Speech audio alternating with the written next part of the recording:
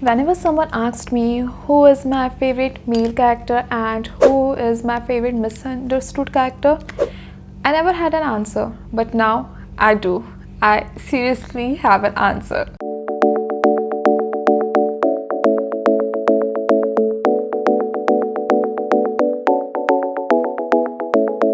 Namaste guys and welcome back to my channel. I'm Divya and I make videos book related.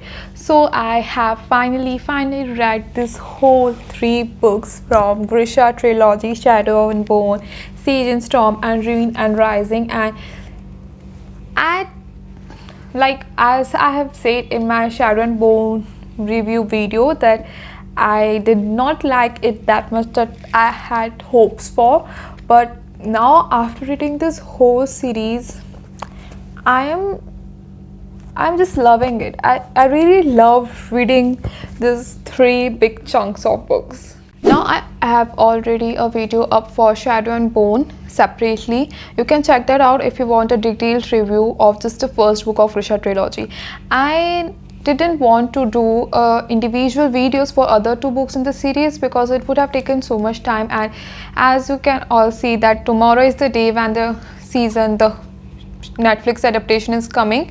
So yeah, I actually read it just 2 days before and I'm now filming this video. So let's get started with the review video. So in the Shadow and Bone first book in the Grisha trilogy, we were introduced with the 3 main characters, Alina, Mal and Darkling. Darkling being the villain, Mal being a male interest, and Alina being a female lead in this book. So Alina is a map maker from this Hrvaka kingdom, and she is not very confident person, and she get influenced very much easily, and she is also very insecure person. And as for Mal, he is a great tracker, a soldier, and all over and handsome guy. And as for Darkling, he is like most people say the strongest Grisha in the whole world, and also the descendant of the Black Hectaric who has made this fold, Shadow Fold, in which the Volcara resides. Like, you can't cross the Shadow Fold to get to the west of Hrvaka without getting killed by those Volcaras. So accidentally Alina discovers her power, then Darkling discovers her, and the things get started. Alina gets to live in this little palace where all the Grishas reside, meet the king and queen, and start her Grisha training to destroy the fold. But she did not know that Darkling has other plans, and Darkling is not who he tells everyone he is, not a saint. So in the first book we are just talking about this only, about Fold, who is Darkling, about these characters, and how Alina actually gets to know the truth about Darkling. So now, as for the second book, in the Sage and Storm by Leigh Bardugo, Mal and Alina are on run from Darkling, and Darkling is very adamant to not leave Alina alone, especially after knowing her powers and not that she has first amplifier stack. And if someone gets the hold of them with the help of Private, not a private, Stormhold. I mean, who have read this book know that the lame jokes that I am talking about, saying right now, are actually the lines in the book by just a very famous character that is being introduced in this book that has my heart. Now back to the book review. So I really loved this book. This book is a really slow paced one. It describes each and everything that was happening in the book.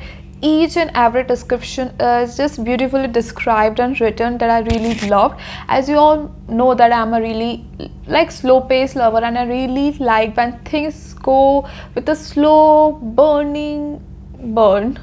So I really liked that, even though I have read so many reviews and heard so many people saying that the second book in the series was boring, but actually from this book only my interest spikes up to read further. I really liked how author described the journey of Mal and Alina from that Kreuzberg, I'm hoping again pronouncing the name right, and how they got on the ship, and the whole sea thing were described really beautifully, and how Darkling got their new pets, the monster. Again, I really don't know how to pronounce those names. No, I'll write it here for you all. So this was really beautiful book for me. And even at the end, me being not a lover of Alina, started liking Alina, and I was also started liking Mal a little bit, but he again did some things in the book, like from like he was very like he was just very cute in the start. He was really caring of Alina, very supportive, and as the story goes on he started acting like a jerk, and I really hated that fact. I know both Alina and Mal both are suffering in there, but if he wants to be with her he needs to be at least a little supportive.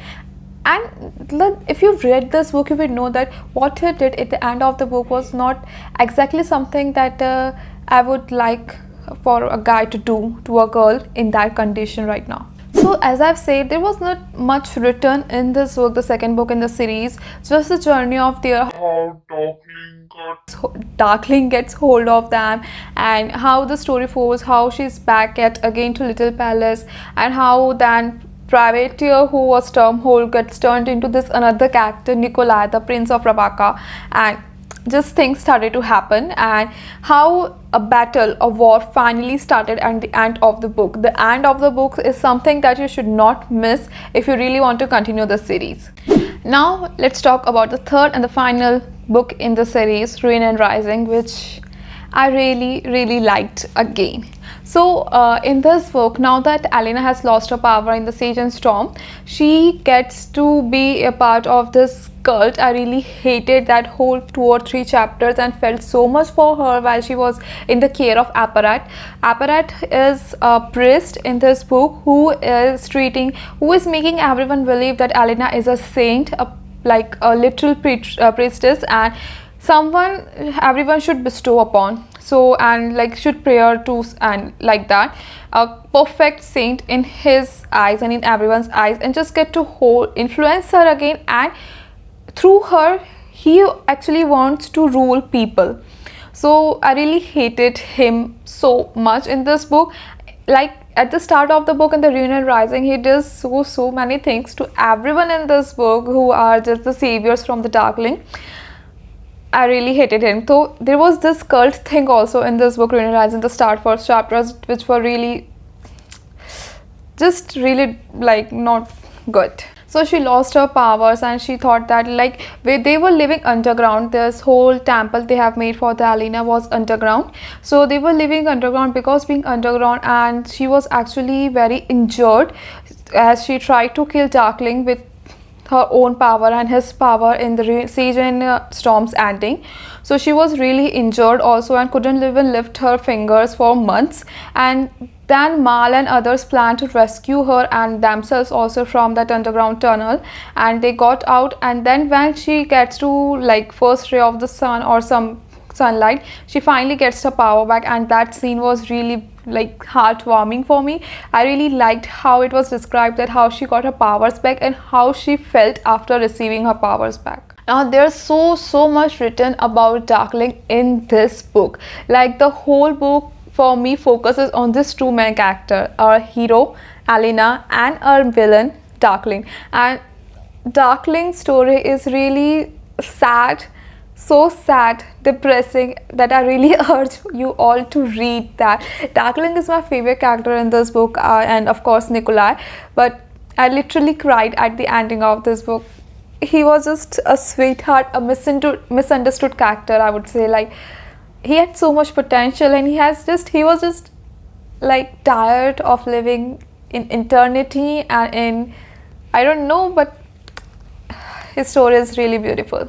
So this book is nothing but a conclusion to this whole series, and how Darkling's end came and how Alina kills him. So just like that our story ends. So now I'm going to be talking about altogether what I felt about this book, and if this book was something that I expected it to be or not. So as we all know, the hype for this book is real. Like this book is seriously overhyped, and I had many expectations while I read this book. Now that I've completed this series and I've watched tons of reviews also, I got to know, like I have this feeling now that because this book is that great, because this book has that much hype, I had my expectations like above realistic expectations I had for this book. So this book, this whole series is good. It's really good, but still I think that it has lacked at some places, both plot wise and character wise. I can't really pinpoint that, but at some places it was really predictable for me to predict what was going to happen next and things like that. But other than also that, at some places this book was so beautifully written, and the whole fighting scenes and how the author wrote magic and just whole world building is awesome in this book. And the cover page designs of this whole 3 series are really good. As you can clearly, if you read the book, you would know that what this cover pages signifies the amplifiers, the 3 amplifiers that Alina gets in all the 3 books. Now one thing I really find absurd, totally I really don't know how to justify, how author tried to justify that Mal being the 3rd amplifier in the Reunion Rising. I can't think logically an explanation that I could think of that Mal being an amplifier, and it was so sudden. Suddenly Mal is an amplifier. I know he was the best tracker. He could track miles away a stag or any creature miles away from it, but still him being an amplifier, even though there's a backstory, I just couldn't understand that. It was felt like something author was trying to force to bring Amal and Alina back to being a couple, because as I've said, in Sage and Storm they got drift apart, and in the starting of Reunion Rising also they were drifting apart, and then suddenly because Mal being an amplifier they get back with each other. So this was really a twisted twist again. That was the whole book was, but this twist was really bad. I really couldn't just think of any explanation to just to explain myself that yeah, this was right, this was this, and how this become this. So as I've said that I really did not like Alina's character in the start of the book, but I could see the development in her character with each book, but not that much that I was hoped for. But I also know now that this also makes her relatable at some places, because she was this insecure girl who had nothing, who dreams of a guy she crushed on, her childhood friend who is just dashing and good at everything, but she is not. She is just a pale girl and things like that, and suddenly she is thrown into the world of Grishas, where she gets to know that she is a most powerful Grisha alongside of Darkling, and then she has to kill him, and he lies him, he manipulated her at so many extents and everything. So yeah, I could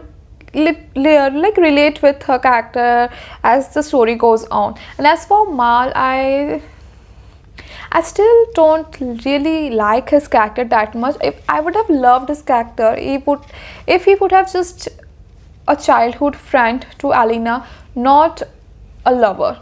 Because if let's face this, the thing is that if in the start of the book only we were introduced that they were a couple, it was have been a good, the development of the relationship would have been good. But as he never saw her and suddenly he saw her after becoming Grisha, and in the end of the book he says that he always saw her, I was really confused what the hell this man was trying to say or was trying to feel.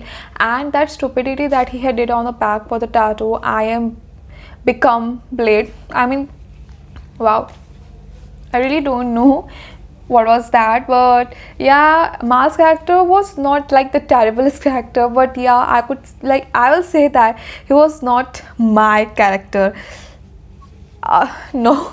Now let's come to this another character, my favorite male character from now on, Nikolai.